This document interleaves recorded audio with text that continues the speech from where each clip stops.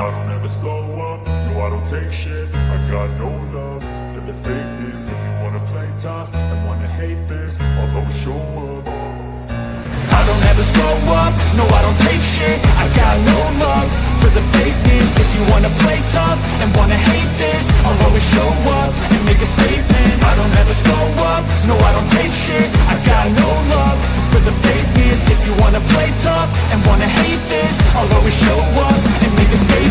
Everything I do so instinctive. Good evening, ladies and gentlemen, degenerate sleuths of the night. We gather to boldly go where others have refused. Welcome to the DT show, you salty mofos.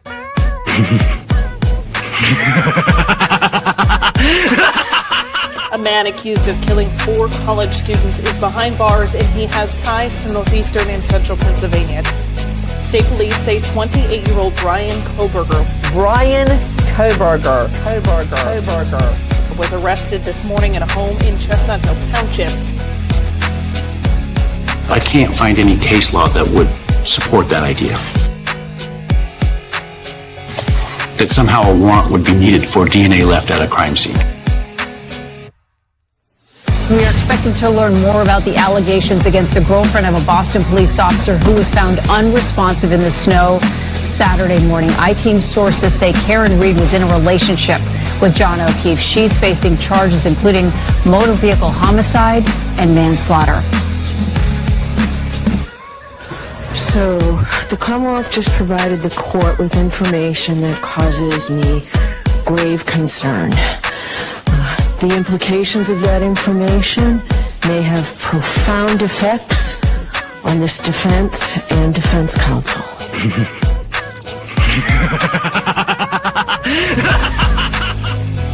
So, get your popcorn ready and your choice of drink.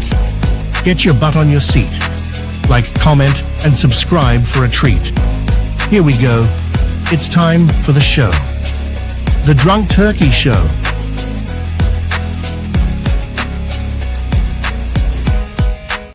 What is up, everybody? Welcome back to the DT show. Good to see you guys. It's Friday. The weekend is finally here. I hope everybody's had a safe week. I hope everybody's long work week is over. And if you're working this weekend, if you're, part of our men and women of service, whether it's, with our military service or in our local communities as first responders, thank you for what you guys do. And thank you, mods, members, subscribers, and new viewers that are tuning in for the first time. My name's Daniel. This is the DT show. Tonight, what we're going to be doing is we're going to be covering missing children that I'm currently looking into in a couple of these cases. We're going to talk about, Summer Wells. We're going to talk about Jack and Lilly Sullivan. And if anybody has any questions about Melodee Buzzard, that one was it's been pretty crazy. I'm not sure if there's any actually updates in that one in a while. I'm going to probably look that up here in a second. But that case as well, with Ashley Buzzard, the mother, is it's insane what's going on in that case as well. Not much going on about that case, just that a former FBI agent offers their perspective on the case. But we'll talk about those things. We'll drop the link so that you guys can call in, and it's a StreamYard link. Nobody's going to be on camera. It'll be just your voice. And so we'll be able to get you guys in for that and so much more. So hit the like button, hit the subscribe button, ring that notification bell. But this channel is for you guys, or this episode or the video is for you guys to ask your questions. Throw me your theories. If you disagree with me, that's fine. Let's have an open discussion and go forward from there.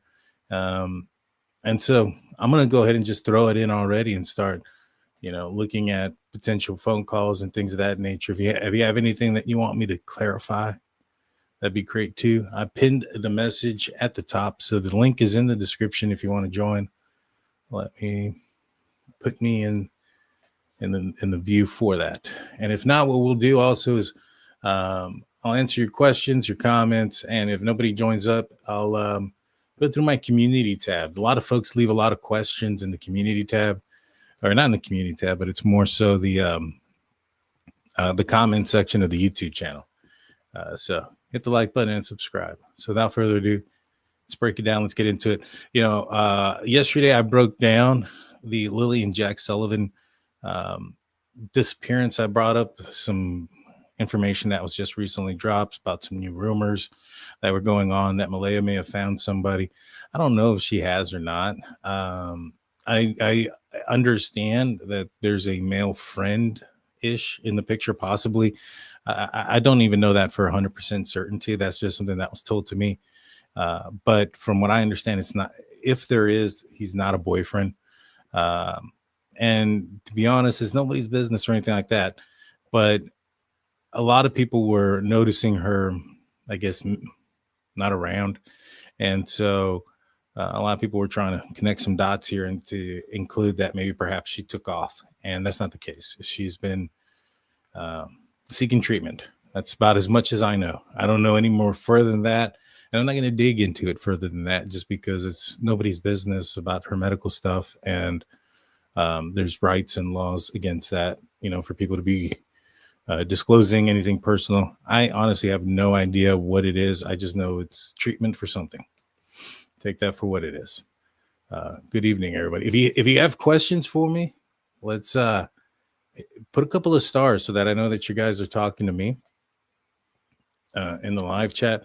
I'm going to be keeping more of an eye in there, but you know what? Let's go to the community tab, and I'll answer some questions from the comment section that we've had here recently. And so I just started going through these. I got about that far, then I stopped. These are the unresponded messages. So the first one says, "Two of my favorite creators," and this was my video with Michelle, or responding with Michelle After Dark. Recently found your channel, and you are a fresh breath of air in the Summer Wells sleuthing community. I appreciate that, West Coast. Found your channel by Michelle After Dark. Like her, and information research is great. Thank you. A lot of good things to say. Sub, I appreciate that. Thank you guys. Sub up. I'm gonna see if I can find some questions. I know that there's every now and then I'll get some folks in there that they come in hot. I don't understand why they come in so upset.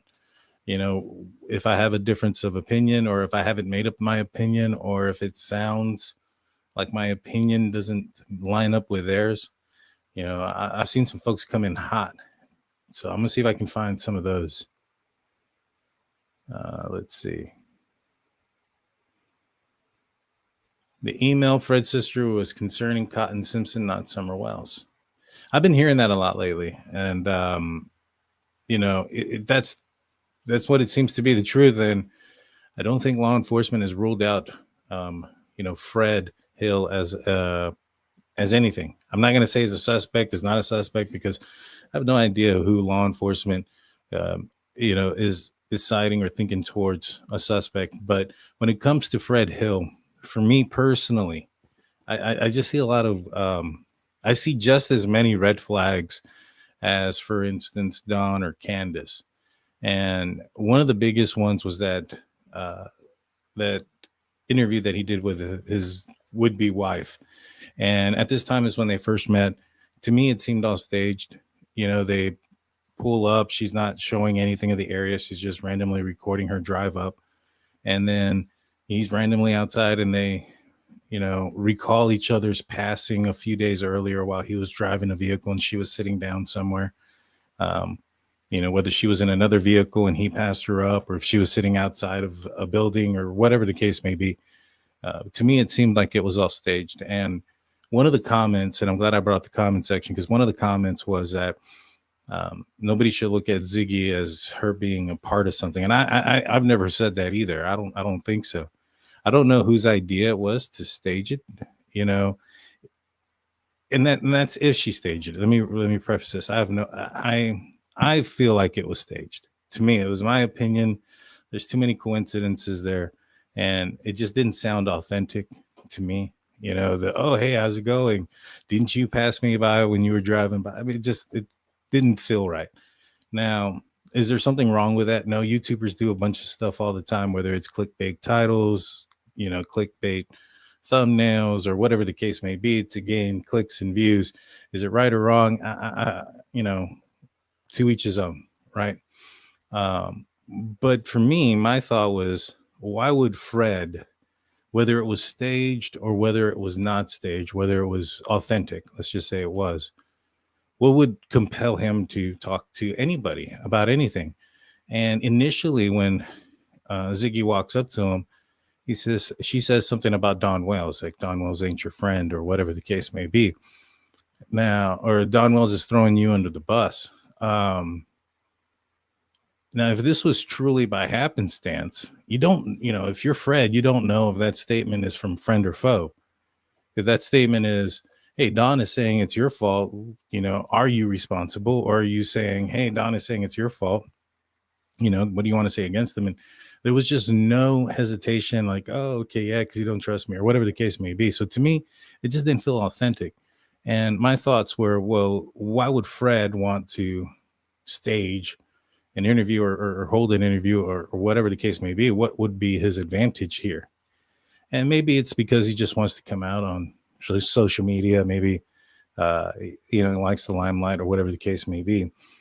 But I found it interesting that he brings up cadaver dogs. Now, I know a lot of people are going to come in and say, oh, he misspoke. He corrected what he said.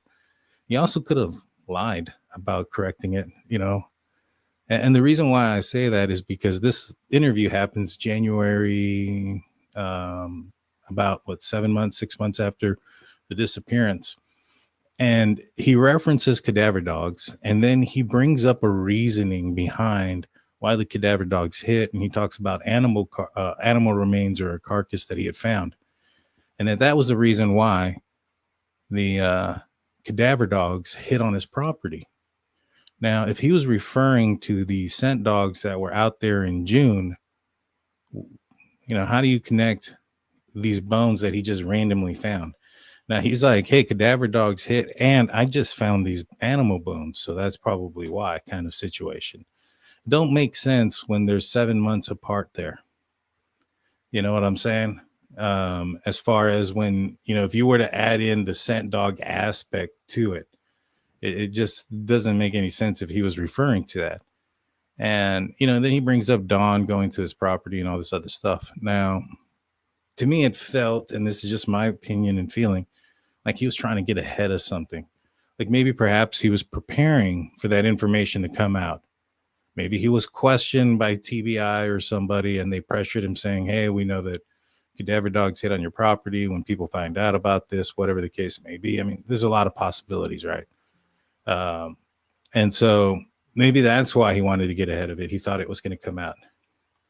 I don't know.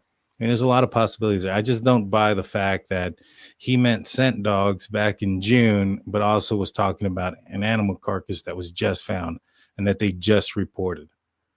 And then the whole scenario seems fake as it is. So to me, I just didn't buy it. I didn't buy it, but could I be wrong? 100%. I'm not perfect. So I can be wrong. I am open to the possibility of that in every situation that I talk about. And I keep an open mind about those other possibilities, and I look into them. If somebody tells me something, I look into it and see if it's plausible and see if it fits the evidence. Fred is notorious for tall tales around here. It sounds like it. I've been hearing that a lot lately. Now, one of the other things that bothered me is that apparently Andy Bernard, I think, or Andy B, this guy's on camera somewhere else. Now, Fred is putting him in the area at 3:00. And so I'm just kind of like, I mean, he's coming up with reasons over here about why the cadaver dogs hit, like all these excuses. And then he's also now putting other people in the area, around the time that Summer disappears.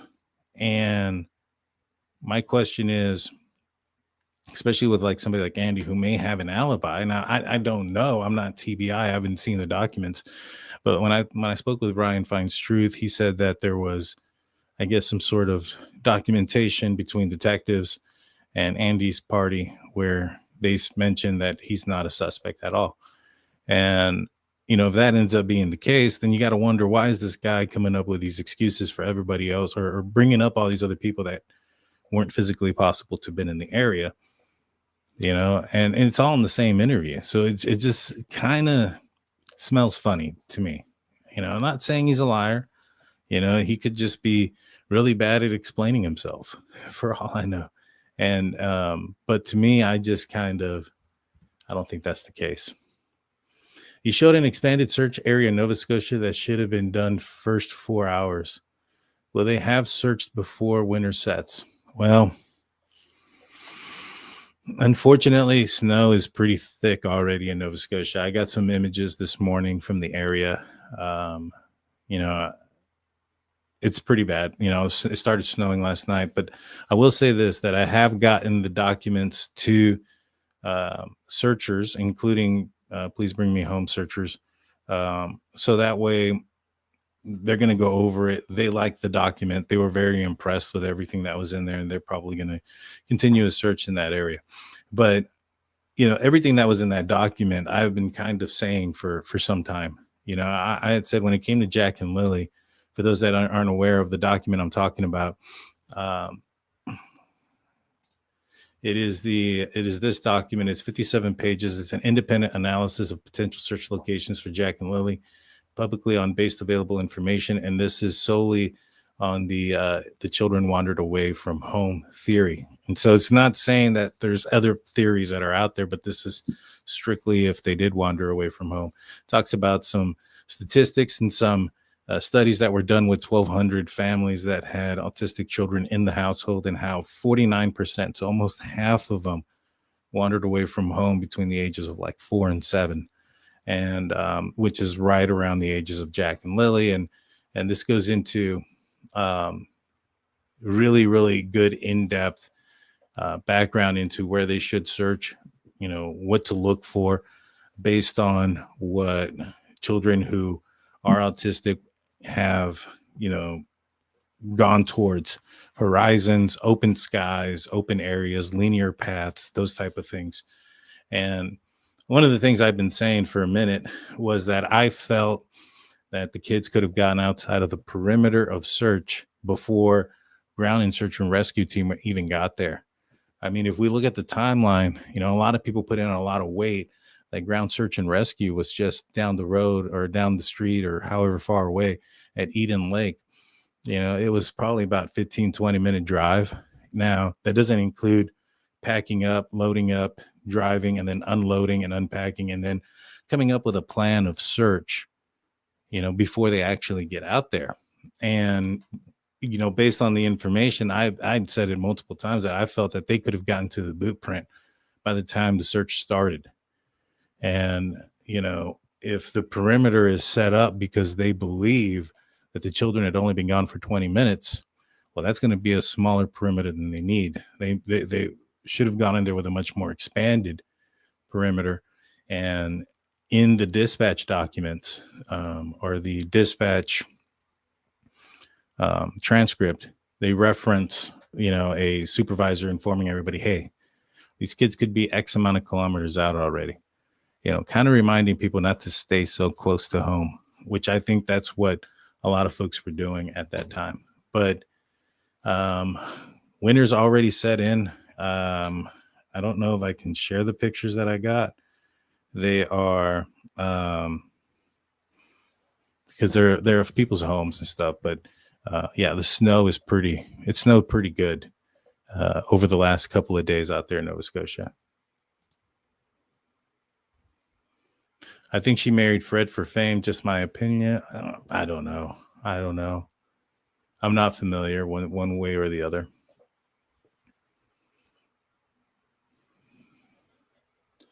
Johnny goes, compared to the beginning when you first started covering this case, has your strength and belief on the wandering theory changed? It's increased. The strength has increased. When I first started covering, and I believe you're talking about Jack and Lilly. So when I first started talking about Jack and Lilly, I got into the case because Sunny had invited me onto It's a Crime and Shame, and she was aware of my law enforcement background and asked if I would look into the case with fresh eyes. Asked me not to look into anything, and I didn't. I solely, the only thing I knew was honestly, like from the thumbnails that I had seen on Sunny's channel. At the time I was covering pretty much in depth of the Brian Koberger case. And at that time, the trial was coming up and a bunch of things. So I was like really focused in. So the only thing I'd ever seen about Jack and Lily was the thumbnails and the titles that Sunny had put out there. And so when she invited me onto her channel, and she started laying down some of the information and the facts. It took me a second to try to grasp everything because it was a lot of information coming in from all over the place. Not saying that it wasn't that they were displaying it bad. It's just there was a lot of information that was trying to be thrown in one direction. And one of the first things that I caught on to was the amount of cooperation that the family was doing. They had, and I know some folks are going to say, well, they don't talk to the media. Malaya hasn't talked to reporters, this and a third. She doesn't really owe anybody that. Plus, I think there's enough of a history now that when people come out and start talking in the true crime community, well, the true crime community can turn on them. I've seen it in the Brian Koberger case, the Richard Allen case, the Karen Reed case, and even in these two cases that we're talking about tonight, where if somebody, a neighbor or anybody comes over, they become a suspect. And to me, I think that's because when it comes to the true crime community, for the most part, I feel like a lot of people see the crime as like almost like a set, like and a cast, and that everybody that comes out is a role in this set or in this cast, and they have a role in the said crime some way or another, and that there's nobody outside of that cast. And so, like, for instance, when I was covering the Brian Koberger case, everybody was looking at the hoodie guy, everybody was looking at the heavier set guy out there at the grub truck video, Jack Decor, Adam, so many other people, and as anybody came out, whether it was Ian Harsh or it was a neighbor that was trying to be a lawyer studying at the University of Idaho, they became suspects. They became the guy, and the guy's name escapes me, but there was this famous dude who had taken the life of a neighbor, and they interviewed him. And while they were interviewing him, they told him that the body was found, and he ends up getting real shook and sitting down on the ground. It becomes everybody is that guy. Everybody becomes that guy. To the true crime community. So I'm not surprised that family members and, anybody, whether it's witnesses or whoever, if they start to go down a road of turmoil, that they shut down and not put themselves out there. And so for Malaya, her not talking to the media and things of that nature, does it look weird? I guess to the court of public opinion, it may. But at the end of the day, who she needs to speak to and where it counts, she's done. And that's with RCMP. The RCMP documents indicated that she had 4 interrogations up into June 16th, I think is when the document was released. I know for a fact that they've talked to law enforcement a few times afterwards as tips and things come in. And so she was willing to do all those things. She turned over her phone, her financial records, her GPS locations, and was willing to take a polygraph test. So although she wasn't, a willing participant with the media and the public, she was very much so willing to do anything that was asked of her from the RCMP and law enforcement. And to me, based off of that alone, and given the amount of information that they had handed over, I was a little bit skeptical that they could have done something nefarious, all this evidence be given over, and law enforcement not be able to figure it out or not be able to prove it.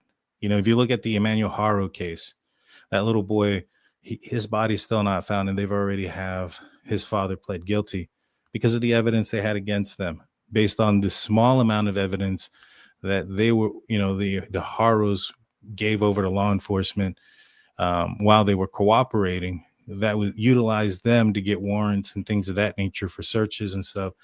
And those things came up with evidence that ended up was enough for him to have pled guilty for. So you don't need a body. You don't need a lot of things. In many cases, you need evidence. And in this case here, and I know a lot of people get mad at me and they say, oh, Daniel, why do you believe Daniel? Why do you believe Malaya? Why do you believe this? For one, I never said I believed any of them. Two, it's not me that's saying that they passed the lie detector test. It's not me that's saying that they turned over all the documents. It's not me that's saying they've been cooperative. It's RCMP. It's not me saying there's no evidence of a criminal offense. It's the RCMP that's saying there's no evidence of criminal offense. So if you want to, hype and blow up somebody's pipe hole about it, go talk to the RCMP about it and say, hey, why are you putting out this evidence? Because apparently you know more than them and you should be able to lay down the facts to them. Don't email me about it and tell me, oh, I know more than you. Just because you heard about the case longer than I did. That doesn't make a difference to me. To be honest with you, that's like, if I knew that I was sick longer than I went to a doctor, I'm sure the doctor's going to be able to figure out a lot faster than I would, just because I was aware of my illness beforehand. You get what I'm saying? And I'm not comparing myself to a doctor or anything like that. But what I'm trying to say is I do have a little bit of experience when it comes to law enforcement and investigations. And when law enforcement is coming out here pretty much explaining their investigative process, how they investigated them, what type of measures that they went through, what the interrogations they went through, the background checks, the financial records, the phone records, the GPS, the lie detector tests, them passing those, and then them themselves saying, we did all this with the effort to eliminate them as a suspect, and here's the results. The results were they passed. So if the effort was to eliminate them as a suspect and the result was pass, what does that mean? You know what I'm saying? Just because they don't flat out come out and say they believe they're cleared or they cleared them, doesn't mean that you're wrong here. It's like if a teacher said, hey, what's 2 + 2? And I said it's 4. And then you come around saying, no, the teacher didn't say the answer, so you're wrong. Oh, that's not how it works. You get what I'm saying? And I kind of use that saying in the Brian Koberger case. For those that have been watching, 2 + 2 is 4, regardless of, some folks, hey, what I used to say was 2 + 2 is 4. Some folks need to write it down. Some people need to count on their fingers. Other folks can figure it out in their mind and in their head. But just because I don't need to, write it down or use my fingers to count, up to 4 doesn't mean I'm wrong. And that's the same scenario here. Just because RCMP didn't flat out come out and say, oh, we've eliminated him as a suspect, they basically written it out. They said what their intention was, how they were going to determine it, and then they gave us the result. The intent, the purpose of the investigation was to eliminate him as a suspect. They gave us how they did that with various tests and background checks and lie detector tests. And then they gave us the results of all those things. And the result was there was no criminal offense, no grounds for a criminal charge or anything like that. And so, again, some people, if you have a problem connecting those dots, then maybe you shouldn't be connecting dots. I got to bring that shirt back out. But I digress. So, well, going back to your question, I think I just kind of went like a whole wide way around. What has strengthened my belief in the wandered off theory? What has strengthened my belief is more information about the boot prints. The boot prints were heavily investigated by law enforcement between May 3rd and all the way up until May 27th. They were investigated. They were trying to figure out if they belonged to somebody else and if there was a possibility they belonged to Jack and Lilly. A lot of people come out and say, oh, man, well, they didn't know on that day, so we never know. No, that's not how it works. They investigated it. They wanted to come out and make sure. Now, obviously, we haven't found Jack and Lilly, and Jack and Lilly haven't come out and said, hey, those were my boot prints. So they can't say for a fact that those are. But at the same token, nobody else has come forward to say, I've had my kids out there and we were the ones out there. And they just so happen to have the same boots and also the shoe size that Jack and Lilly did. And it was us. All right. So you also have them out in the middle of nowhere, in the absolute middle of nowhere. And third, they ended up matching the boots that were just purchased, at I think it was like in March for Lilly. And so down to the number on the bottom of the sole. So take that for what it is. For me, that's only strengthened it. Also, the fact that they haven't charged them with anything, there hasn't been any arrest. And then you also have Brad Wong and Justin Smith coming forward and saying these things about a vehicle with the lights on in the middle of the night. Unbeknownst to them, they have cameras in the area that they can go and determine, and they determined that was a lie or inaccurate. We'll put it at that. Maybe perhaps it was the night before or the night after, but it wasn't the night of before the disappearance.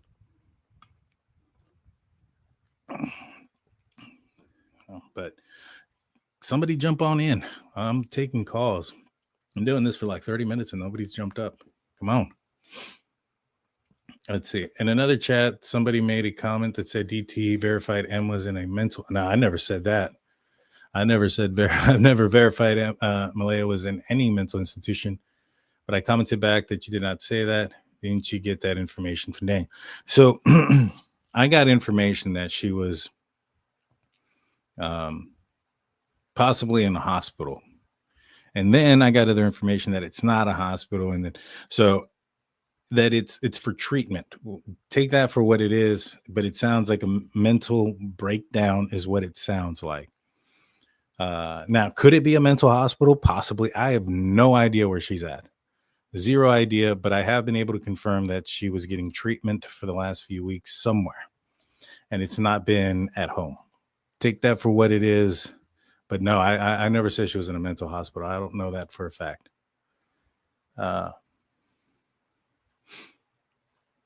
Let's see. And Daniel was surprised. So I found out like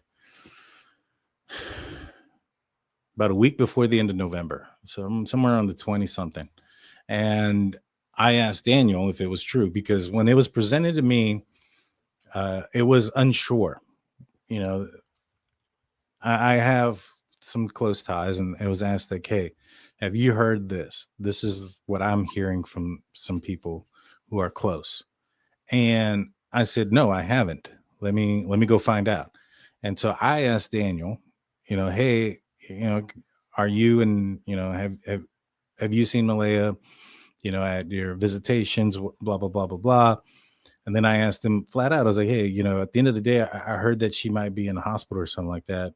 Is that true? And he was like, no, well, I don't know, man, you know, to tell you the truth. And he was like, tell you the truth, I really don't know, because they moved our days. I'm not there at the same day anymore. So it's possible, but I don't think so, because I don't think she's missed any time with Meadow. And so that's, you know, he was unsure, very unsure. And then 4 days ago, I guess now, he messaged me and said, hey, I don't know where you got your source information from, but it's not a hospital is what he said, but it's for help. And so I'm assuming she's getting some sort of treatment of some sort. And he kind of said I was on the right track. So I don't, and as far as the mental, I guess, breakdown type of situation, but that's as far as I know, that she had an episode and needed some help and is getting treatment for it.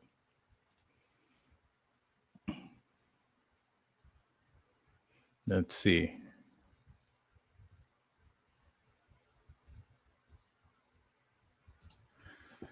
See, I would have to watch Ziggy from the very beginning. She did a ton of videos in the beginning. You aren't getting the full context unless you watched how it all happened. Well, you know, who's to say I haven't been watching all the videos? For one, I've only brought up that one. I also brought up the one where Fred's taking videos. I've also watched the ones with the Reverend Donna the psychic, and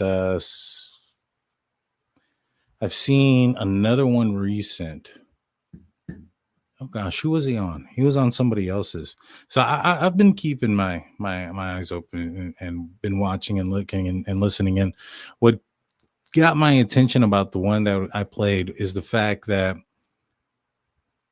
he talked about cadaver dogs and then immediately went to try to explain the cadaver dogs with the bones and the property. And then if you do a search in early January, cadaver dogs were out there in that area, and that interview was uploaded on January 12th.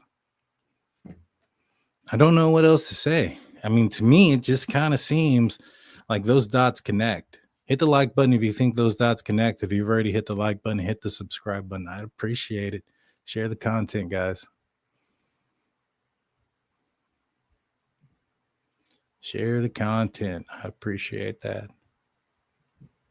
2-minute warning for what? So the 2-minute warning is if you want to call in, I'll give you 2 minutes to say your piece. You know, there's a lot of people that disagree with me. Well, let me rephrase this. There's a few people that disagree with me. They just talk a lot. This is the same people who are constantly in there just kind of yapping.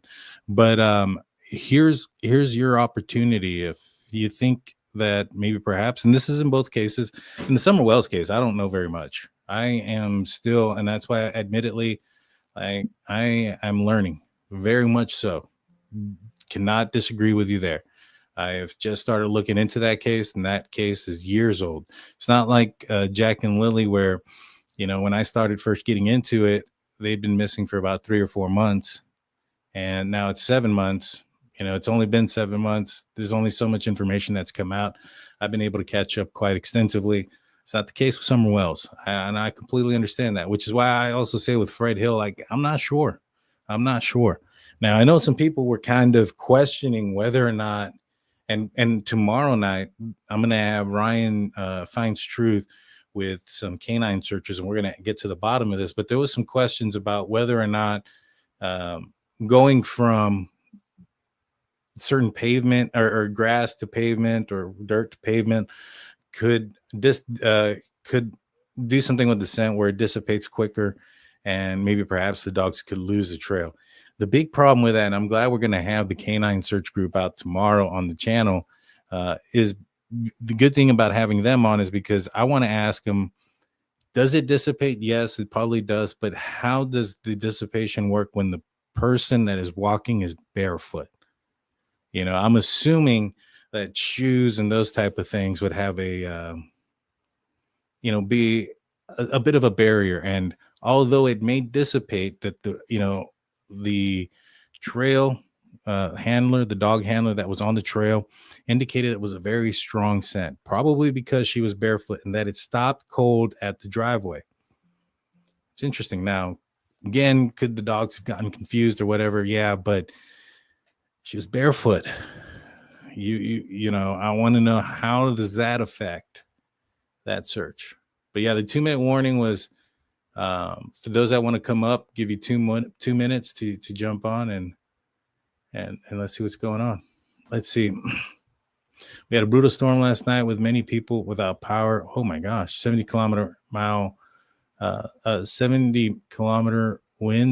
and minus 15 degrees. Jeez. Do you think they should send out Texas EquiSearch to search? In the Summer Wells case,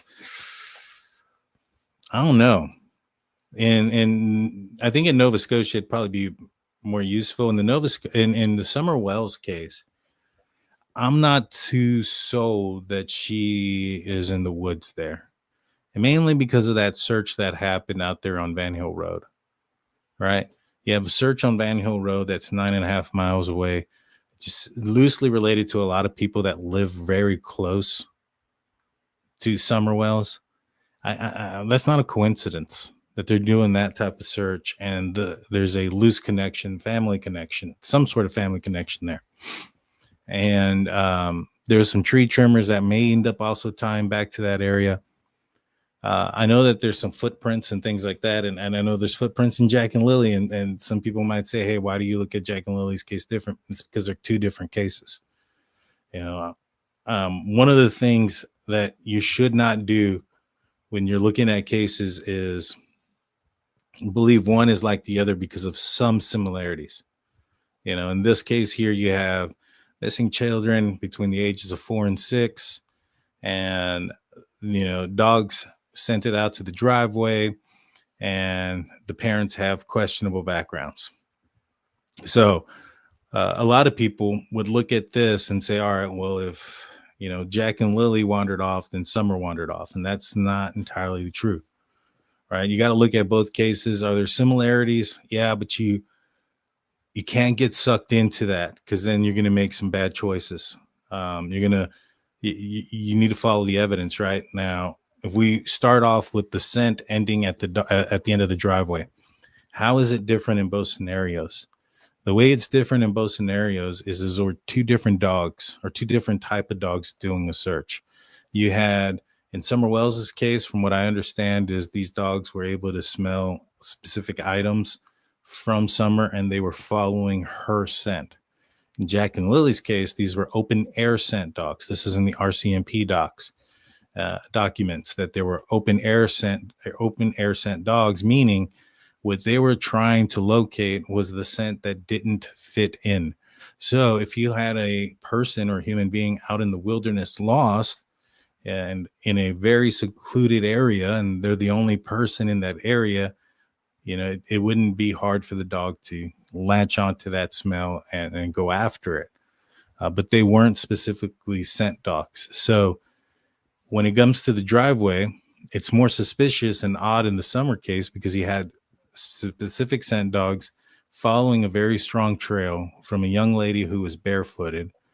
And in Jack and Lily case, you had open air scent dogs that were smelling for human beings stuck at the end of the driveway where there was a tremendous or a few humans congregating for an extended period of time. And so is it because that's where the scent fell off in Jack and Lily's case, or is it because it got tied to such a strong scent that it couldn't go off of anything else because of the amount of people that were in that area? I don't know. Those two scenarios and those two circumstances are vastly different.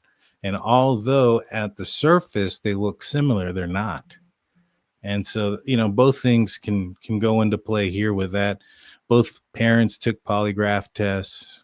From what I understand, according to Dr. Phil, they both passed, or at least Candace and Dawn passed theirs. And according to RCMP, we know that Daniel and Malaya passed. Now, I know some people questioned and said something like, it said that they were only truthful for these 4 questions, not all of them. Well, obviously, they're not going to be truthful to all the questions. Nobody is truthful to all the questions because there are questions in which the investigator is going to ask you to lie. Those are baseline questions. So no one is going to get a 100% accuracy or 100% truthful on a lie detector test because you're going to be asked to lie and you're going to be told to lie so they can get a baseline so they can determine what it is that your reactions are when you lie, so that they can see if there's a pattern there when they're asking you questions, when they're wanting you to tell the truth. Yeah, 100%. That's why they said they were truthful when they asked these questions, because they obviously couldn't say it was 100% of the questions, because then that would have been a problem. If they came back saying, hey, we can't tell whether you're lying or not, then you're not suitable for the lie detector test. And that's kind of what happened with Janie. She had a heart condition of some sort, and it made her unsuitable because her heart did not fluctuate, when she lied. So she was unsuitable. That's the whole purpose behind it. That's the whole reason why they didn't, they tried to give her a lie detector test, but when they asked her to lie, it came out the same. And so they told her it's possibly a heart condition that she should go and get checked out. When she told me that, she was kind of breaking down and things like that, crying. And she's like, I can't handle any more bad news. And so she's just going to live with the possibility of having some sort of heart condition. And I'm saddened by that. I hope she goes and gets it checked out. But I think EquiSearch probably would have a better chance of finding remains or the kids in the Jack and Lily case than they would in the Summer Wells case. I think that there's something nefarious there. I really do. I think that there's a possibility that she wandered off, maybe not necessarily wandered off, but just went to go play in the yard, so to speak, and or on the property. Let's put it that way. Went to go run around the property, and she came across the wrong person or came across the wrong situation. Because I don't put it past the possibility that there was a tree trimmer accident that maybe perhaps a tree trimmer was under the influence of something. He had a guide wire out there, supposedly the Randy guy, who supposedly said that they had seen Summer and Candace's mom. Now, that tells you a couple things, right? It tells you, one, that person, it's weird that they don't know his last name. So he's not, it sounds more like a temporary worker. And he was familiar with who Candace and Summer were. So it sounds like whoever this Randy person is a local, right? I mean, if they were from out of town, they probably aren't recognizing Summer and Candace and Grandis, I think is what everybody calls her, right? And if they've been on the team for a long time, you would expect the teammates to know the name. Just kind of throwing that out there. It does sound like it could be that scenario where some folks are saying that these were hired, temps, and they had hired local tree trimmers, which could have been Randy Hill. Now, I don't know that for certain. They don't say the last name in Ziggy's interview with them, so I'm not sure. But to me, given also the search and stuff, like, this would be equivalent to, in the Jack and Lilly case, if, I don't know, if they started digging on Bradley Wong's property in the summer. In the Jack and Lilly case, Brad Wong is the guy that came out and started saying that he saw and heard a vehicle late at night with the lights on, and there was cameras that disputed what he said. He's also a guy that has an extensive background, very similar to Fred, possession of controlled substance, and also a significant rap sheet for theft and burglary. In fact, they had to rent out a second storage for the amount of stolen property that was recovered from his property. That's how bad it was. And much of it was also guns and things of that nature. And so it's not like he's stealing guns off of the land of people's property. You're going into people's homes and cars if you're stealing guns. You get what I'm saying? And so, he wasn't living too far away. And what he told law enforcement and RCMP was different than what he told Justin Smith, who was his friend. And it's funny that the only two people that claim they heard or saw a vehicle move around are these two friends who spoke to each other to get their stories straight, according to the RCMP docs, before Justin went and spoke, but after Brad spoke. So Brad spoke to law enforcement. 2 weeks later, Justin had spoke with law enforcement to give him his side of the story. But just before he went and spoke with him, Brad had gone over to his house, and Justin admitted that Brad was telling him that it was Daniel who he was hearing. Brad was trying to convince Justin that the vehicle that he had heard that night was Daniel's vehicle for him to tell that to RCMP. So, I think it's weird. I think it's odd, but does that mean that he's that he had something to do with anything? No. And to me, there are some footprints in the Jack and Lilly case that kind of make it not necessarily impossible, but make it very, very improbable that Bradley Wong did something to Jack and Lilly, and Jack and Lilly were able to leave boot prints down the pipeline. So those two things probably don't exist. So that's why I'm saying even with Fred Hill,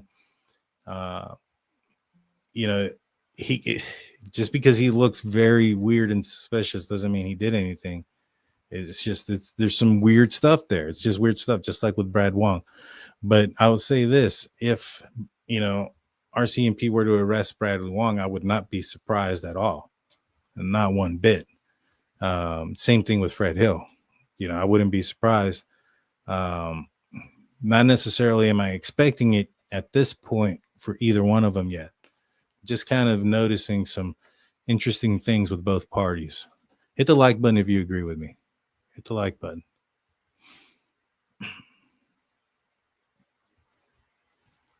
Did Daniel give you the route he searched before searchers showed up? He's told me the route. I don't have it written down. He didn't. I'd have to go through so many messages, but he told me that he woke up, and this is just off my memory, so this could be inaccurate. And so if it comes out different, than anybody else's. This is from a long time ago too, but I could have swore you said something about he ran out there, ran along a couple of different places, like in the backyard off the property where he thought they could have been, went back, got in the Pathfinder, and then went up Lansdowne Station Road and came back, or somehow came back off of Lansdowne Station Road. And as he was pulling up is when law enforcement was arriving. So it must have been about 10:27 a.m. because that's when dispatch has them arriving on scene, and that he parked in the second driveway. I believe that's what he told me, some to that effect. I'm probably missing some details there, but he also did mention that he did not have his phone, that he left it behind out of panic. Is that a red flag? It could be. It could be. You know, he's arriving back home, you know, without his phone. So it's like, all right, well, where were you? However, if I was the RCMP in this case, one of the very first things I would have done is I would have asked to have gotten that 2017 Nissan Pathfinder that I believe it was a limited edition, which means it's one of the upper end echelon. And that's what Daniel told me. It had all the bells and whistles, navigation, GPS, all the whole 9 yards. So it should not be difficult to determine where that car went for law enforcement. So although you and I may not know, you know, where the car went per se, law enforcement should have an idea of where it may have gone, how long it was gone. They should be able to get key cycles, GPS locations, and those type of things. And my investigation or my questions with Daniel about that, he had no idea if law enforcement had picked up Malaya's vehicle. He knows that they towed it, which tells me that they probably did do some sort of investigation into it, because they towed it from his property. You know, Malaya could have easily gotten anybody to go out there to pick it up and take it to her, but it was towed. And the relationship between him and Malaya had already ended when they had towed the vehicle, and he had no contact with her and stuff like that. So there was no way of him knowing how long RCMP kept the vehicle that he was in. But I would 100% believe that RCMP looked at that vehicle, downloaded what they could from it, and got the information that they needed to indicate, you know, whether it's just key cycles and things of that nature, you know, how long it was, you know, is it accurate? Did the vehicle only turn on once that morning, drive down the road for, you know, because they're going to have, you know, how long it was on for and those type of things. Does it match what he's saying, or was the vehicle turned on an hour before? Was it gone for a significant amount of time? Like there's things that you can see in that scenario. You know what I'm saying? And so I think it wouldn't be very difficult for them to figure it out, whether or not he did something nefarious.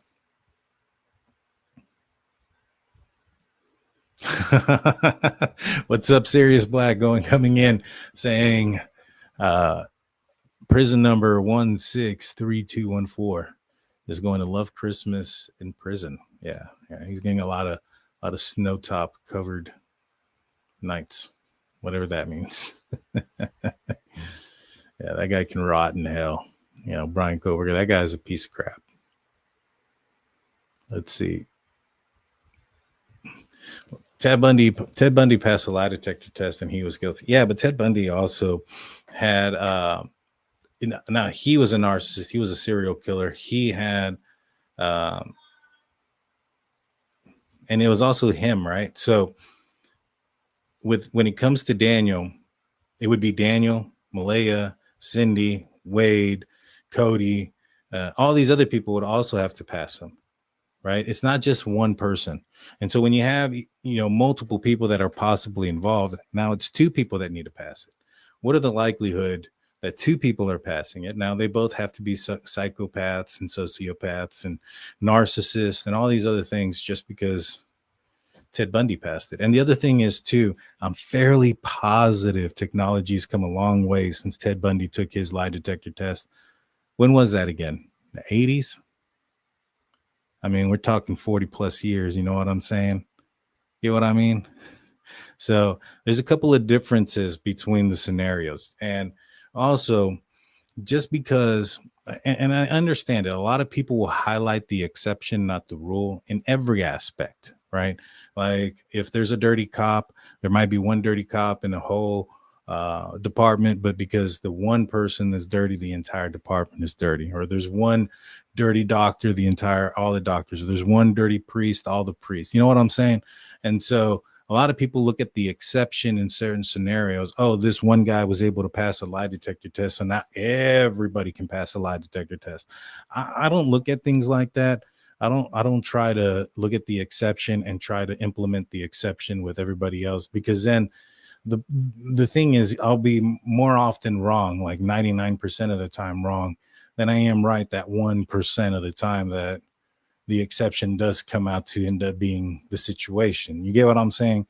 But in this scenario, if it was just Daniel that took it and he passed it, or not even that, if he got inconclusive of some sort, I'd probably be a lot more hesitant. But the fact is that there was multiple people that took the test that would have been involved. Like Malaya says in the documents from RCMP that she heard and saw the kids, or she heard the kids and saw Lily, is what she said. And so if Daniel did something to those kids the night before, or whatever the case may have been, it does not make sense, and it's impossible for Malaya to have heard and seen them. It's also impossible for Janie, who lived, outside in the RV, for her to have heard something. They all would have had to have been involved. You get what I'm saying? And so now you have multiple people taking multiple lie detector tests. And the good thing that they did in the RCMP is they had multiple investigators taking multiple tests at the same time with different questions. And that's in the RCMP docs.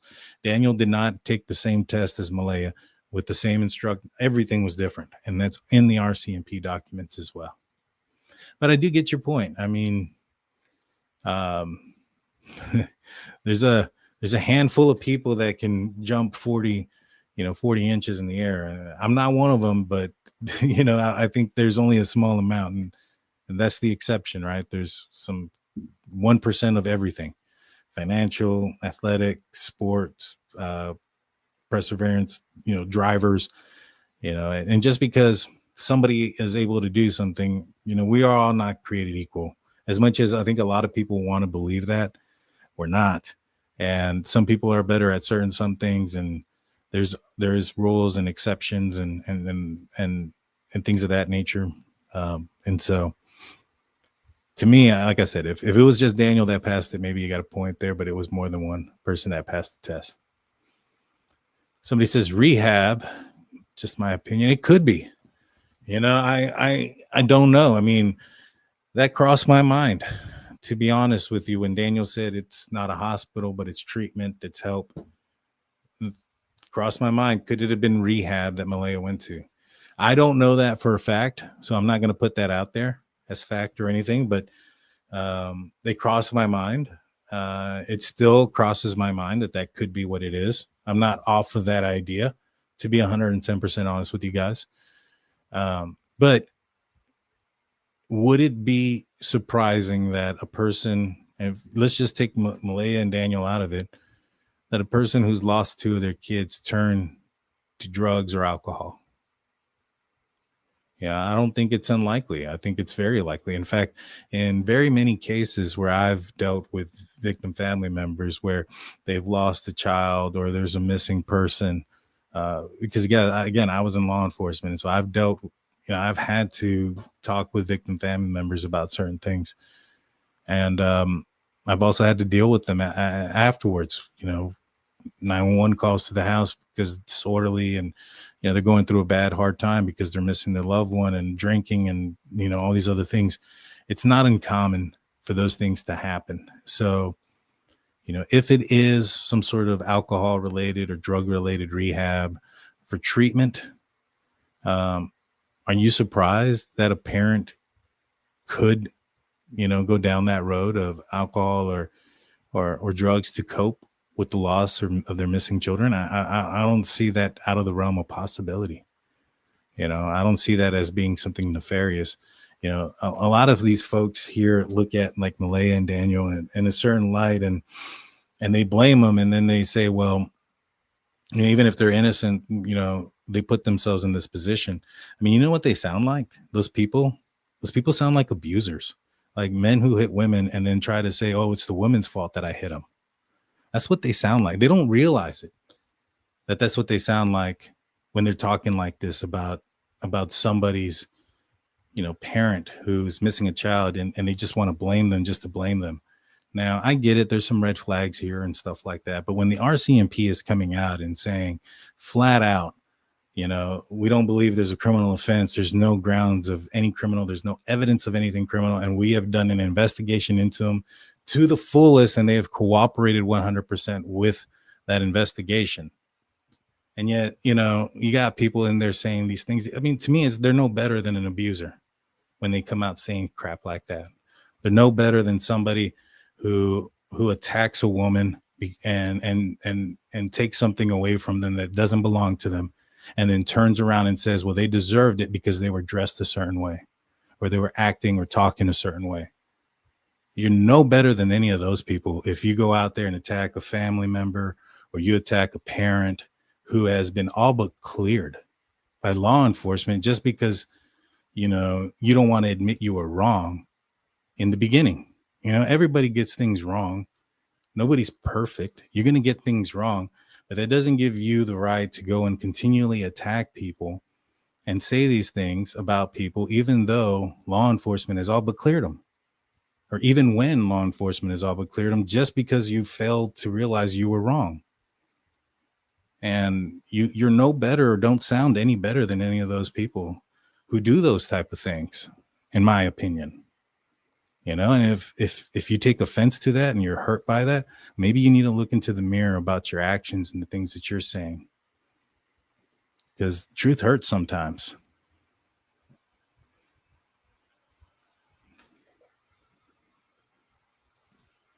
I like that DT does not attack people or make fun of them and is sensible and makes sense. I appreciate that.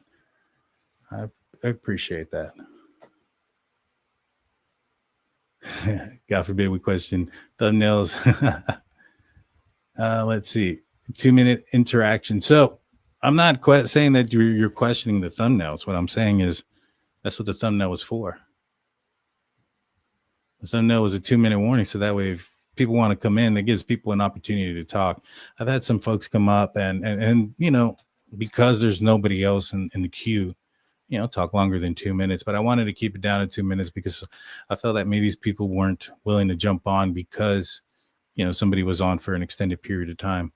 But so I wanted to just put a limit on the 2-minute warning thing. I don't understand why you're getting upset.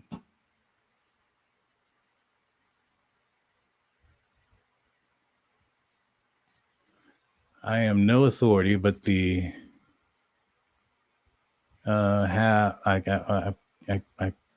can't see that word. My light is like right in front of it. Have family healing centers. They deal with mental health, domestic violence, etc. Gotcha. And that could be the other thing. I mean, maybe she found herself in a bad situation, and it's a domestic situation that she's in the hospital for. I have no idea, and it could be a lot of things.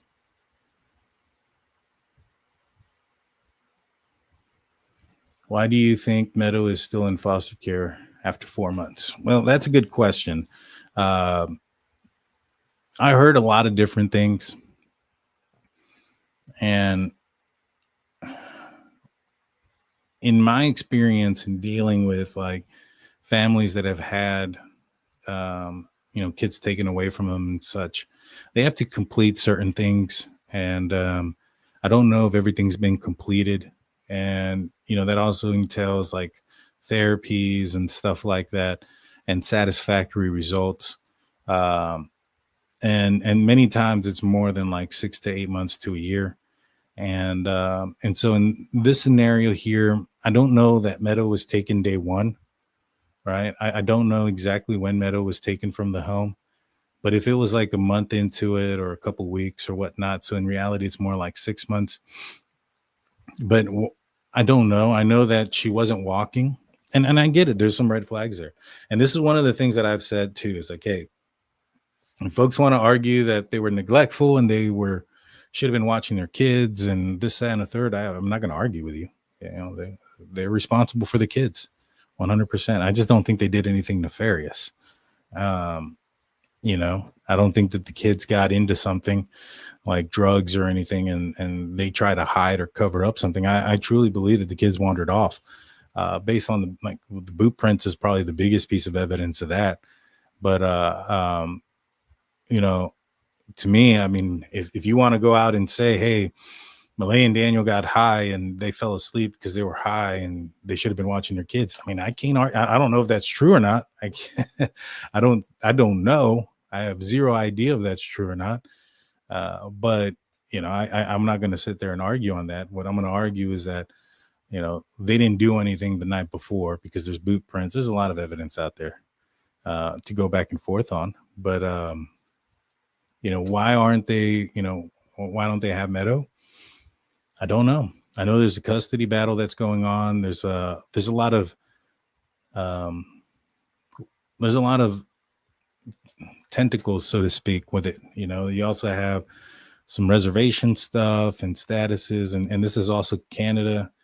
I'm not familiar with the laws in Canada and those things with length of time in which things have to be done or whatever the case may be when it comes to CPS. It's a completely different animal. So I'd be stepping over my bounds of knowledge and, to go further than speculation.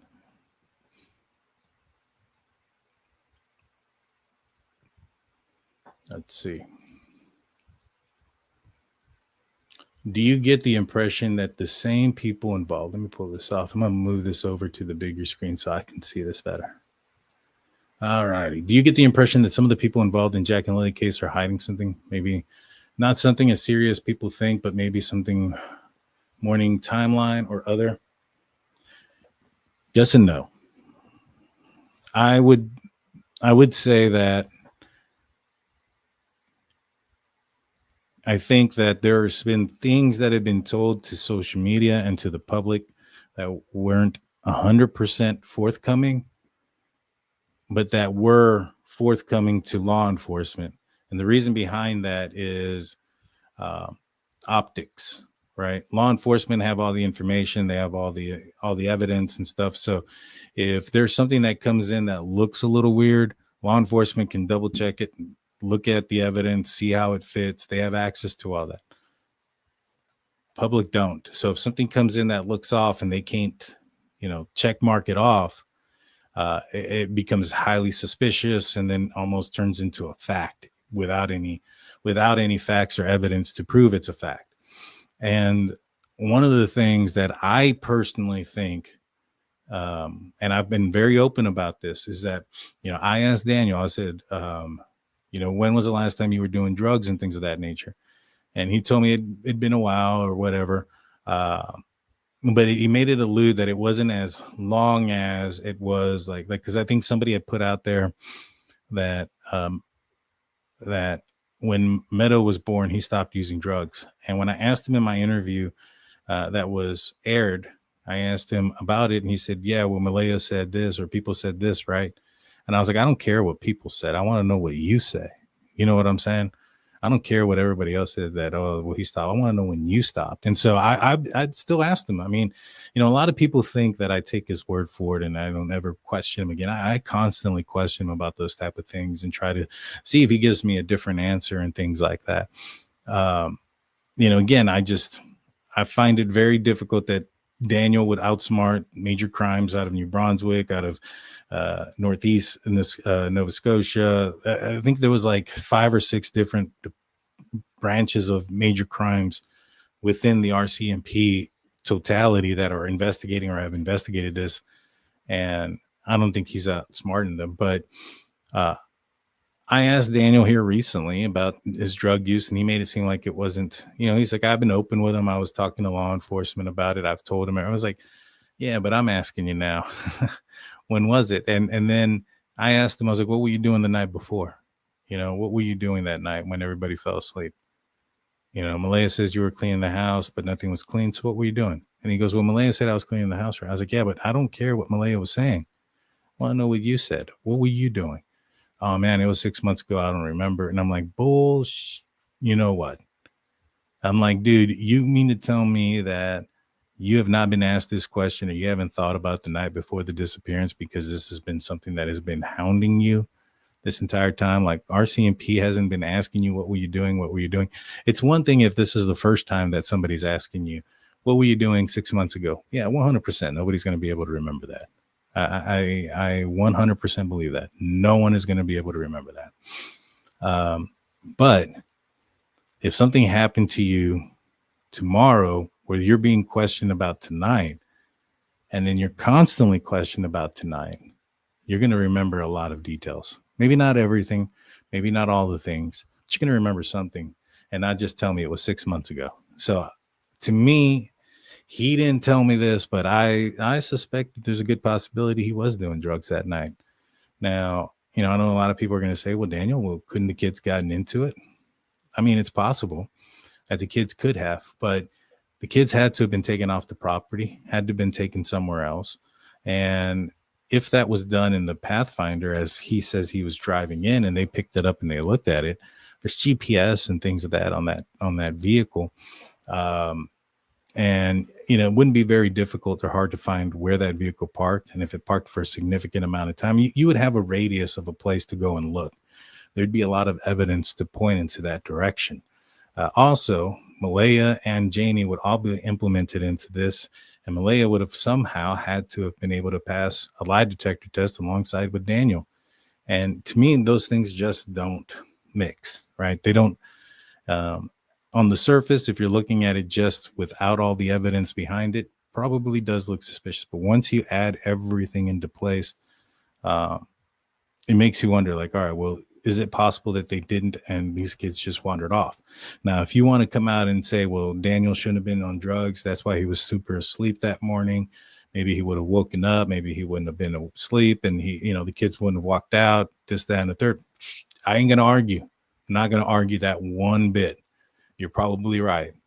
You're probably right with that one. But, I don't think that the evidence is there that would make me believe that, the kids got into something and he was able to go and take and hide the bodies early that morning, and put the body somewhere where he's not being captured on camera somewhere. So it's not somewhere far enough that the trail cams that are in the area aren't capturing his vehicle.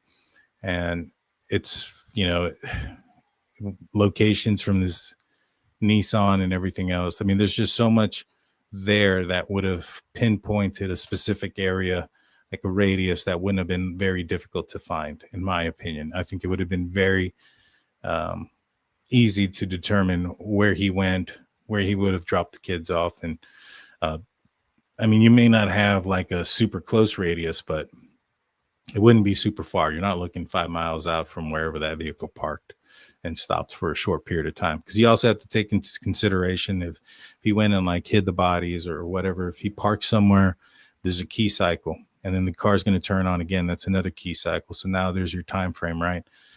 You figure out where that vehicle was parked. There's GPS.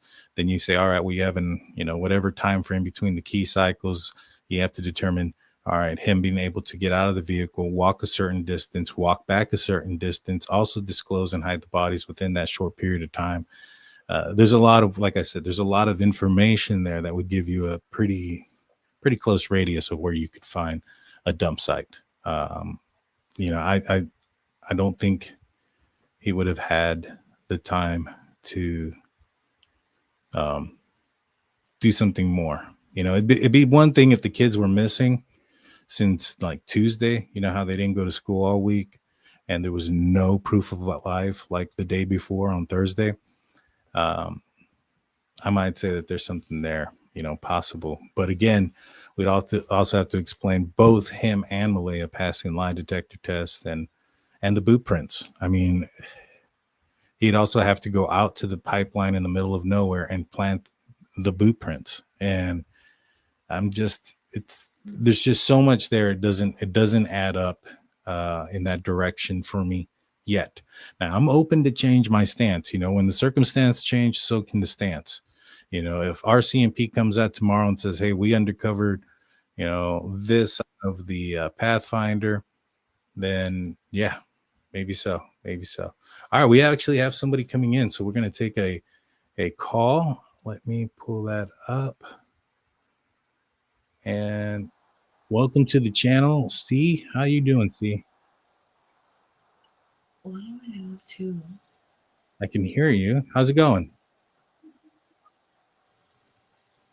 Can you hear me? Grabbers, can you hear me? Oh, I'm sorry. Can you hear me now? I can hear you. Oh, perfect. How you doing? I'm doing well. How about yourself?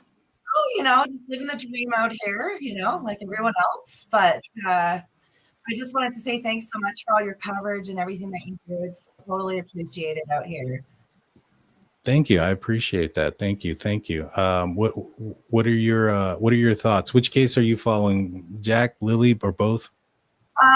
Right now, I'm following the Jack and Lilly case. I'm looking into it on behalf of a lawyer, Daleen Thomas. Okay. And I just found it really interesting during this whole case that it's been like project obstruction, Okay.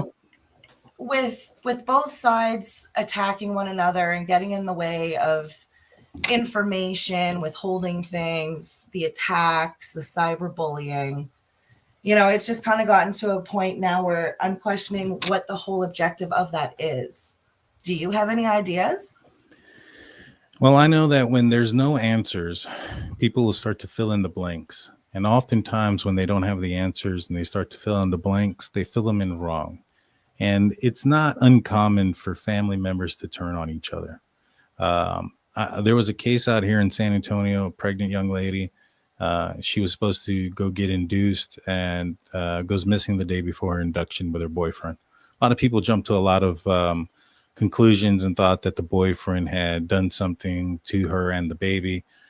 Weeks go by, they end up finding out that they are, as they were missing, weeks go by, they end up being found both shot in the back of a vehicle. Oh, dear. And up until that point, both sides of the family started blaming each other. The female side of the family was blaming hardcore on the male side of the family because he had some drug stuff in his past and whatnot. And when the truth came out, it was both of them. They both were involved. In fact, she was the one that set up a drug run, a drug buy. They went out there, a scuffle ensued, and they both got taken out execution style. Oh, no. Yeah. But during that time frame, the families, because there was no answers and because there was red flags here or red flags there, those things were magnified in the absence of answers to fill in those blanks, and families just completely turned on each other.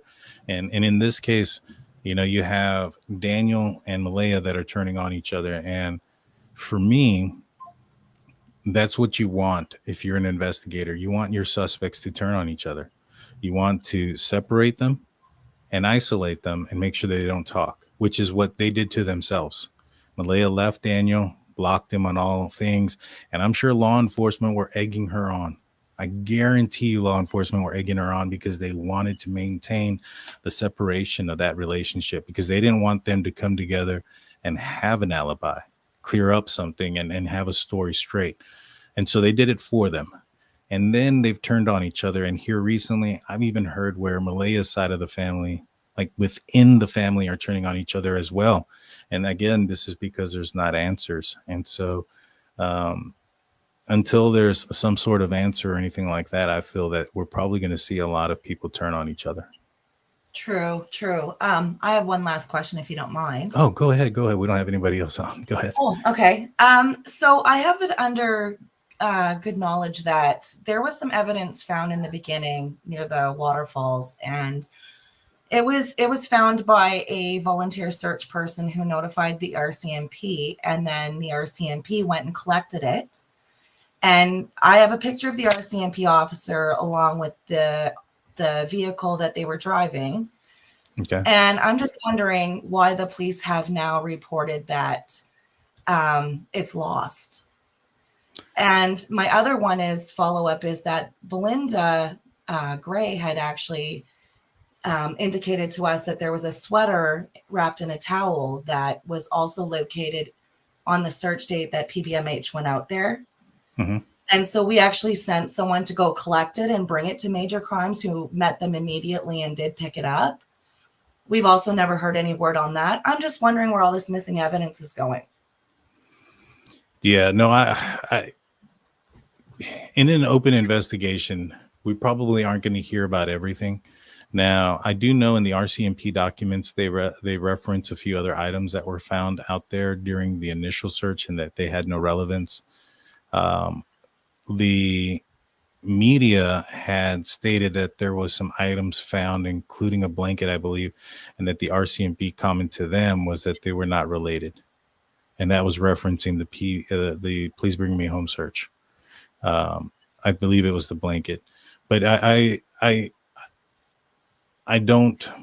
It doesn't sound like anything has come up since the initial search of any relevance to the case, which can be concerning. But I also think that when I looked at where majority of the search was happening, it seemed like they were covering a lot of the same spots that ground and search and rescue team had already searched and covered tremendously. In fact, I think somebody had commented about the sheer amount of pink ribbons that were out there. Now, I'm not familiar with anything underneath the cliff.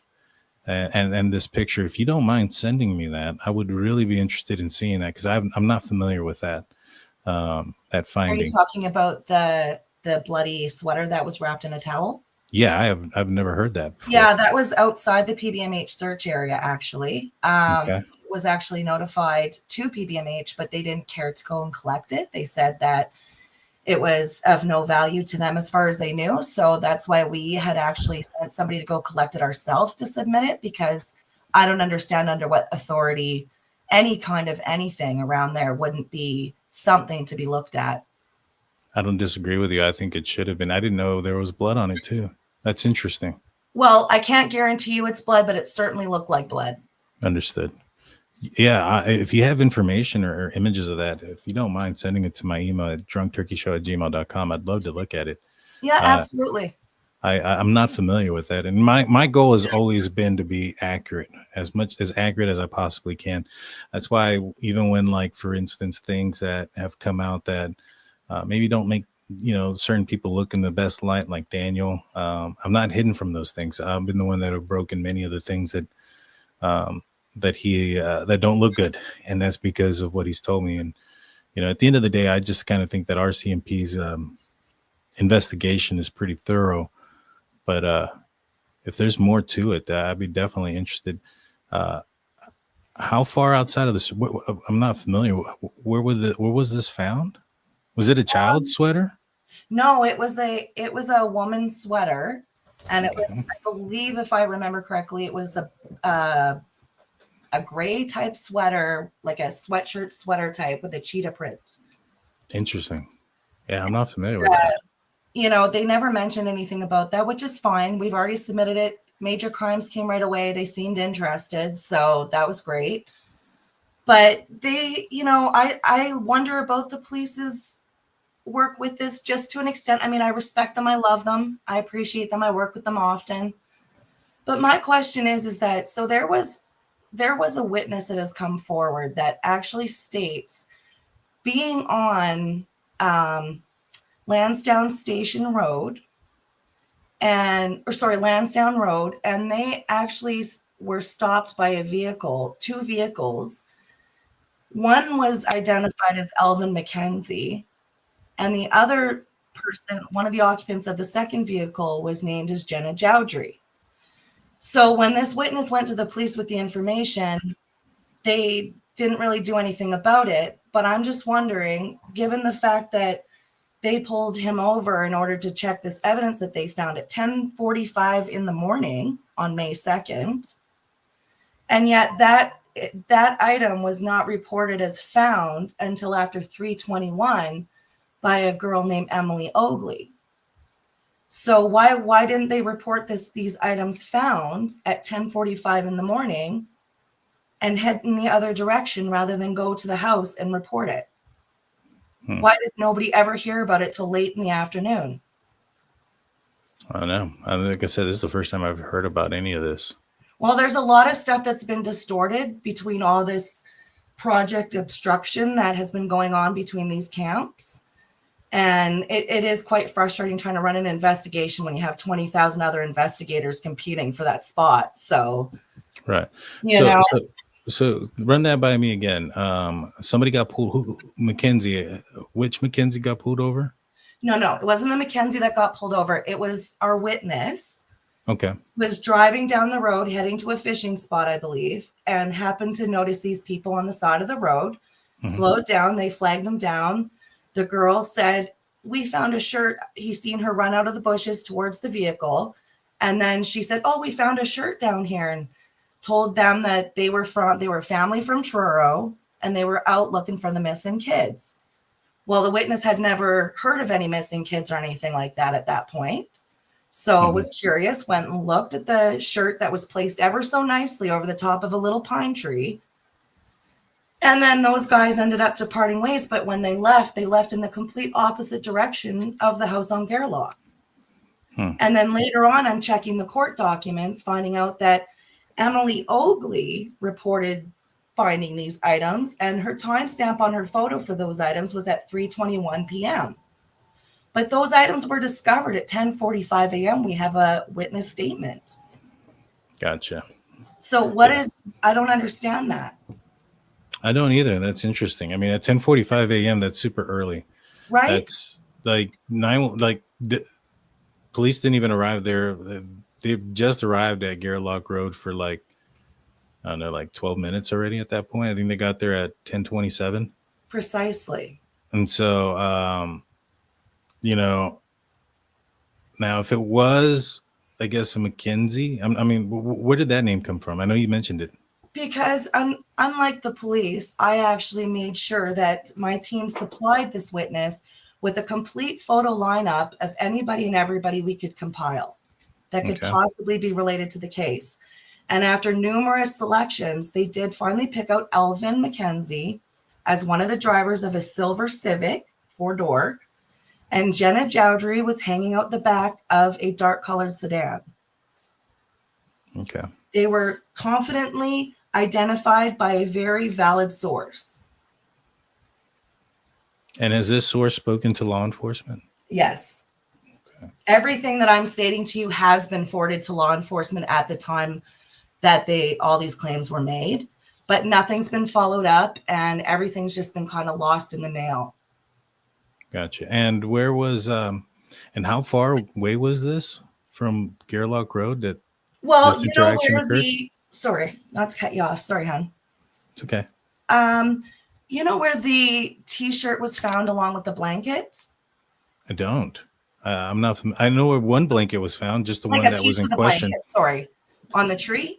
Yeah, the one on the tree. I'm familiar with. Yeah, I'm familiar with that one was found. So that's right where it was. Okay. I can send you the logistics to all of that as well. That'd be great. Yeah, I'd like to look at that. Because I know that the blanket was found just shortly before 4:00 by, I believe it was family members of Malaya's. Correct. Emily Oakley and I believe Haley. Emily Oakley was the girlfriend to Hayden. She was staying with Patty and had actually come to the search with Patty. From Truro. So did Haley also see this sweater with potential blood on it? I don't believe so. That was collected independently. So what happened was PBMH had different search teams designated to whatever areas. Pardon me. Okay. And there was a couple participants who weren't able to make the terrain. So they just kind of scouted off on their own. And they ended up coming across it, taking pictures, phoning it in. And then nobody wanted to do anything with it. But when it was brought to our attention, I thought, well, no, it's in that area. So I think, it's worth having a look at, just to have it look at least. And then when it was opened up and looked at, it was like, okay, that might be blood. So how about we just send it in? Right. Well, I would assume, this is a big assumption, but I would assume that it would have been tested. And I know that they've gotten toothbrushes or some sort of stuff from Jack and Lilly to match for DNA. So there should be a easy way to determine whether or not that was blood, that it belonged to them or not. And that would determine whether or not the blood was related to somebody of theirs. Now that doesn't mean Daniel, obviously. So if Daniel cut himself or something happened to Daniel and he bled on something, he himself told me they have never asked for his DNA. He believes they have his DNA because he's drinking cups and things like that during interrogations and stuff like that, but they've never swabbed him himself. But if it was like Malaya's, if it was somebody else who was related to them, there would be some sort of like somewhat of a match. So it's interesting. I wonder about it. I had heard that they had found other items. Now, I was familiar with the sweater. I was not familiar with it being any possible blood on it.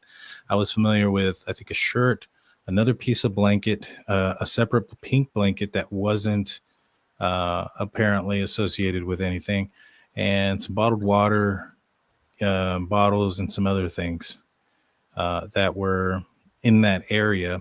Or, let me rephrase that were unknown where they were found. When Daniel told me about those items, he told me that those items, when they showed him pictures of it, they were all separate. So he doesn't know if they were found together, found separate, or any of those things.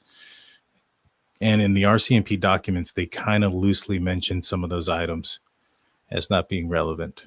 But if there's blood on it, that's interesting. Yeah, it's like I said, it's not confirmed yet. It looks suspicious to me. And you know what? When it was called into the RCMPs to come and look at it, they actually made it there in due time, I think 10, 15 minutes. Like they wanted their hands on it. So I thought that was interesting that, it wasn't handed in by other people on these searches, but, it could be valid. And I don't know why it wouldn't have been collected. That's interesting why it wouldn't have been collected so early on. I don't understand why it wouldn't have been either if they took all the way till 3:00. That's wild. But yeah, it is. It's pretty sad. Like, that's how much information has been lost in transition here. It's like, things that should have been said or done have not been. Instead, we've been worried about other things that are just obstructing it all. And it's getting tough. Like, I would love to be able to ask Alvin, why he was on that road, or even talk to Jenna and find out, why she didn't report it. But Daniel's camp has been against me since day one, so I get nowhere with that. I'd love it if you could ask. Yeah, no, I already, I am. Trust me. So if you send me the names, Alvin is one of them, right? You said Yes. Alvin. You know what? I'll ask right now. I don't know if I'll get an answer right now, but I'll ask.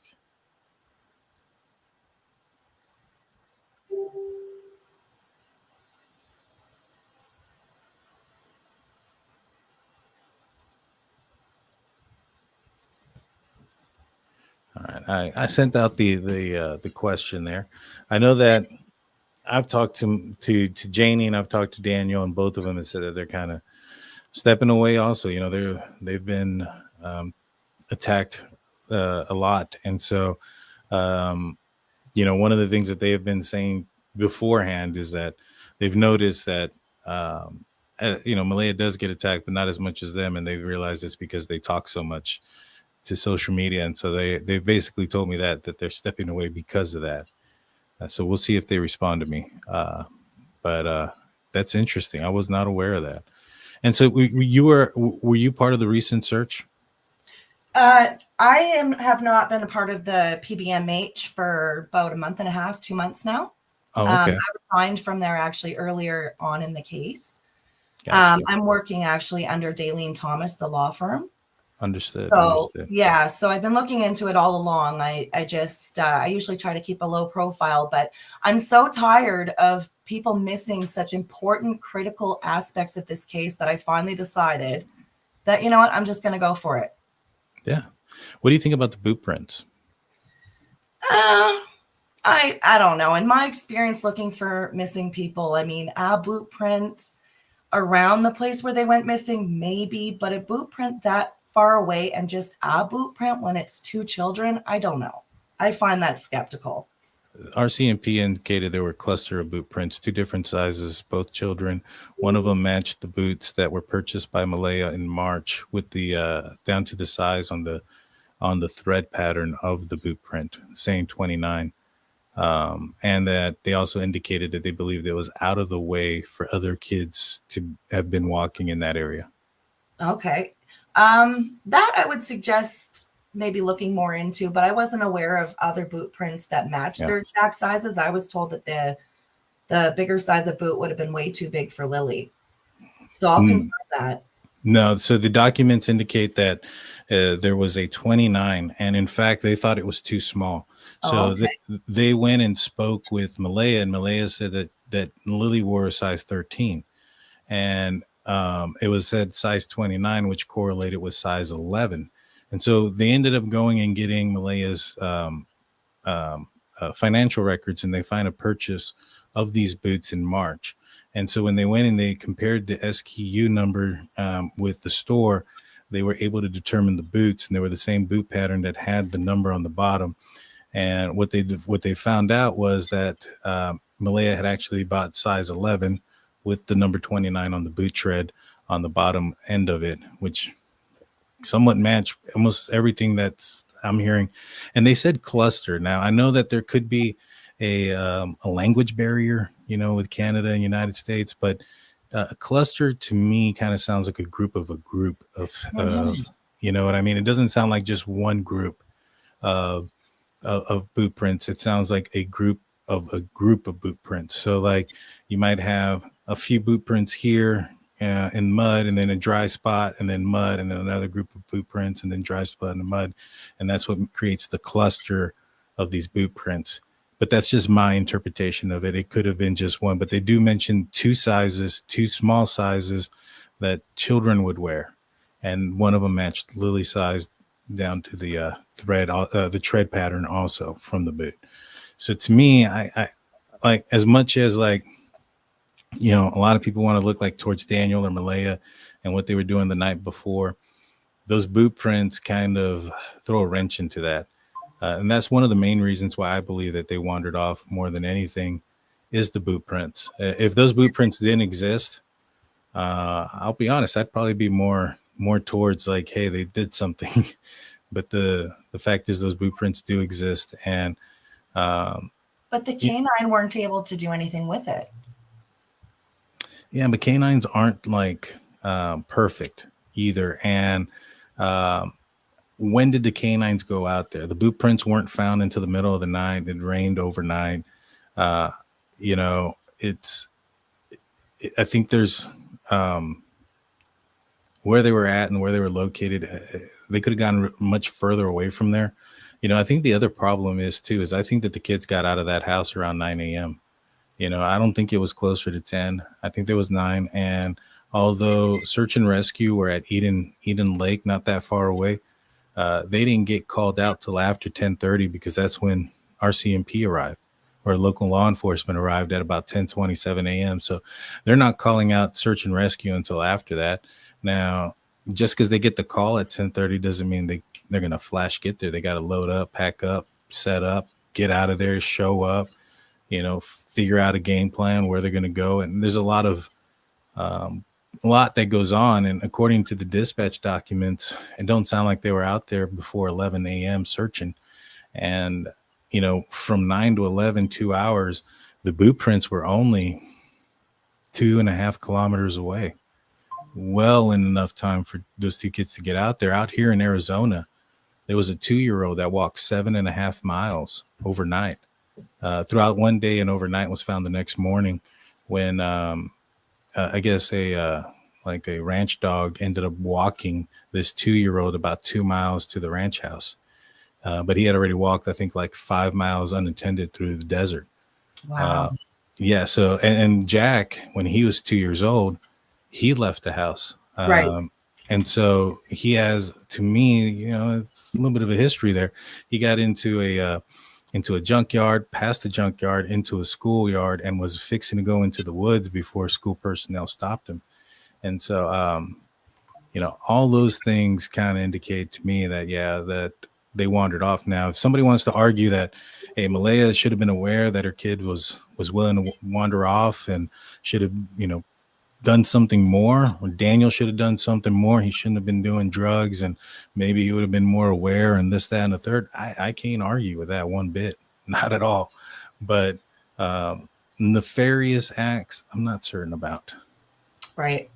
So I'm wondering, going back to the boot prints, I must have been fed wrong information, which isn't, I guess I shouldn't even be surprised because I was given so much wrong information in the beginning. But anyways, besides that, was there any indications if there was quads or any type of vehicles anywhere near the boot prints? Like, is this something that could have happened from changing positions on the back of a quad, or like a cluster of boot prints? Like, could it be them dismounting and changing positions and then getting back on? Or is this them just clearly walking? I would say that it's them more walking. And the reason behind it is because of the investigation that they went into it. Plus, they investigated the boot prints per the court documents between May 3rd and all the way up to May 27th. So they were extensively trying to figure out whose boot prints they were. And nobody's come forward to say, hey, we were on that trail. It was ours, And you would assume that if they were on the trail searching, that these are people that care for Lily and Jack and would have been like, hey, those were our boot prints, don't look there. That's not what it was. It was us. So nobody's come forward. It doesn't appear, based on the information from the documents, that there was any other boot prints. It just says that there was a cluster of boot prints. There were 2 of them. They were children's size, and they were out of the way. To me, if there was kind of like some of the other stuff that they've disputed, I think they would have come out and said, hey, we think that these were put there by another means. They do leave a possibility because there were some kids searching, but they also, in that same sentence, say, but these prints were way out of the way for 2 kids to be on their own, basically. And so I'm going to try to pull it up so I can get the verbiage word for word, because of where it is. But yeah, let's see, because I know I have the documents pulled up right here.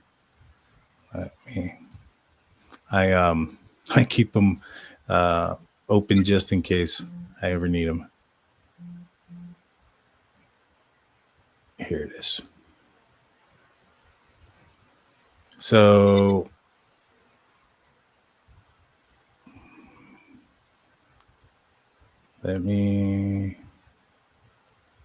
ground search rescue. So it says here, ground search rescue residents. Hold on, that's not it.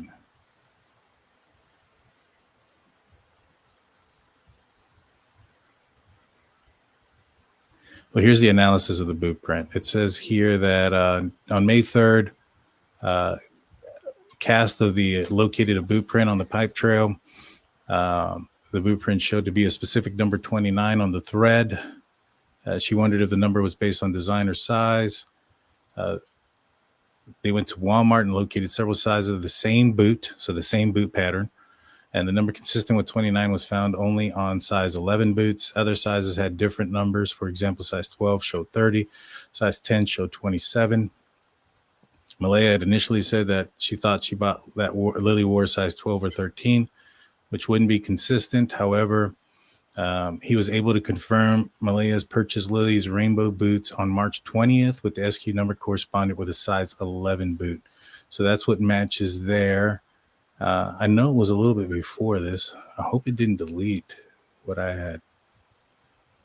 Yeah, it did. All right. So it says here, boot prints were found on the pipeline by GSR on Friday night into Saturday morning.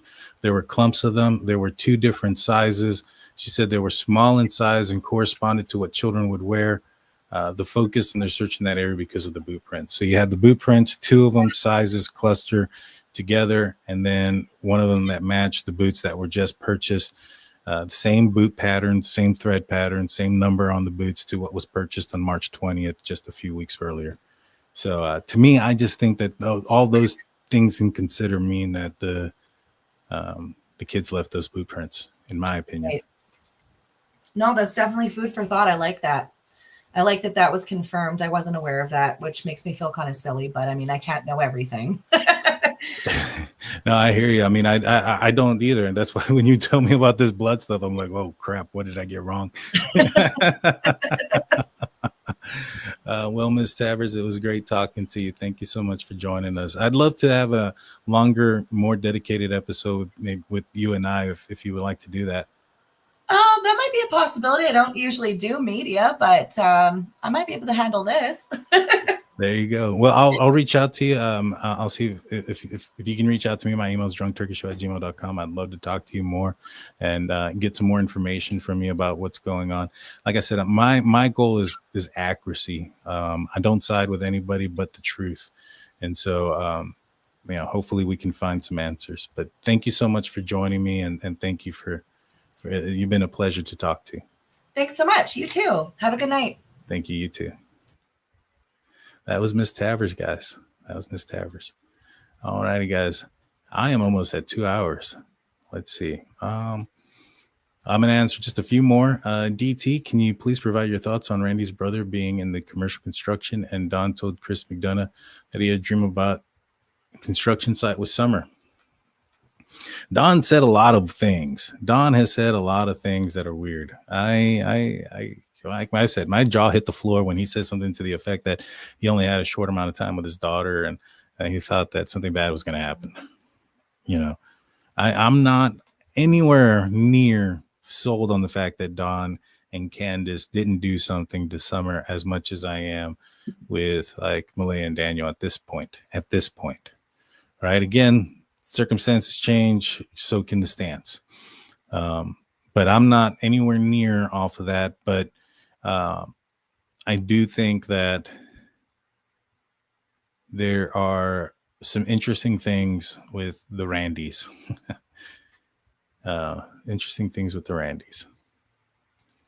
Do you think or feel Brad would bring attention to himself knowing he has a record that everyone has eyes on him? I don't know why he would do it. It's interesting. I don't know why, to be honest with you. Yellow ETJ come in with $2. Hop on Fortnite already. Guys, I'm going to be on there in about 10 minutes. Man, that was an hour ago. I'm super far behind. I'm getting on Fortnite, guys. Those are my homies. That's actually one of my good friends. And then we got Bubbles and Dolls coming in with a $10 super sticker. Truth for J&L. DT, you're always attentive and check into things. No stone gets left unturned with you. Thank you. Oh, I appreciate that. Thank you so much. Thank you. You guys rock. I appreciate all you guys. Thank you, everybody, for tuning in. This is probably going to do it for me. I'm going to scroll in really fast. Please hit the like button, hit the subscribe button. Tomorrow night, guys, I'm going to be live with Ryan Finds Truth. We're going to talk more about the Summer case and Summer Wells case. We're going to have K9 search rescue teams on. I'm going to ask them about this case here with Jack and Lilly as well, when we're talking about the search and rescue team. So that way, if you guys are interested in finding out some more information about that, hit us up there. Hit the like button, hit the subscribe button, ring that notification bell. I want to say thank you to our members. Thank you to the mods. You guys rock. Thank you so much. I appreciate everybody here. Please hit the like button, hit the subscribe button, ring that notification bell. We're almost to 55,000. Let's get there before the end of the year. I'd appreciate that. Till next time, guys, I'll be here tomorrow night. Peace out.